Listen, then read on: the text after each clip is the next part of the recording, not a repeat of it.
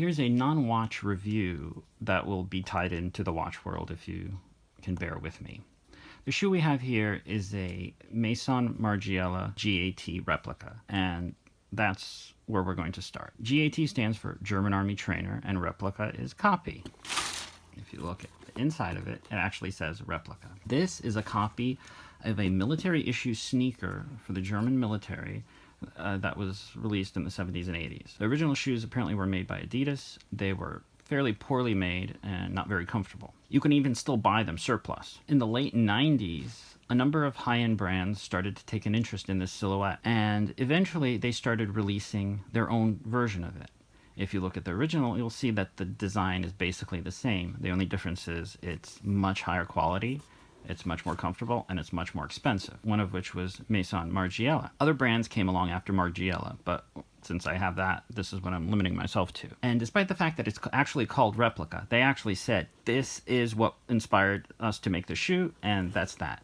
And it was really accepted in the, I guess, high-end fashion community, to the point where other companies started making it. And the shoe has been made in a million different colors, high and low cuts, and even this particularly out there paint splatter. So I apologize in advance if it offends your eyes. That's not the main point of the video, though. So the point is that here we have an interesting example of something that was originally very rudimentary, very basic, and a military issue shoe. A bunch of companies seized upon it, and they started making their own interpretation of it, which in the case of the Margiela is basically a copy of the original, except a much better made copy. And it still sells out. And also, incidentally, if you happen to be interested in something like this, even though the retail is really high, if you shop around, especially from Christmas to New Year's or somewhere June, July, a lot of places will be marking these down sufficiently. Also, Century 21 occasionally has them for very cheap.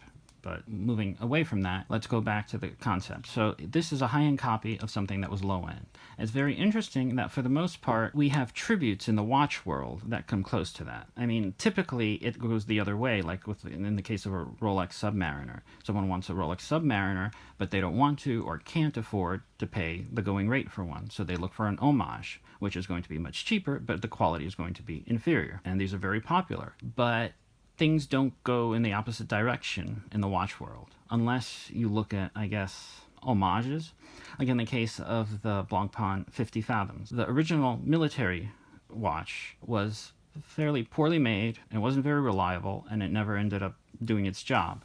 Most of them were destroyed, and that's in part one of the reasons why it's so heavily valued now. Blancpain was resurrected, and they started releasing new versions of the 50 Fathom. Quality is higher, absolutely. Price is much higher, absolutely. But the interesting thing is they made it huge compared to the original one.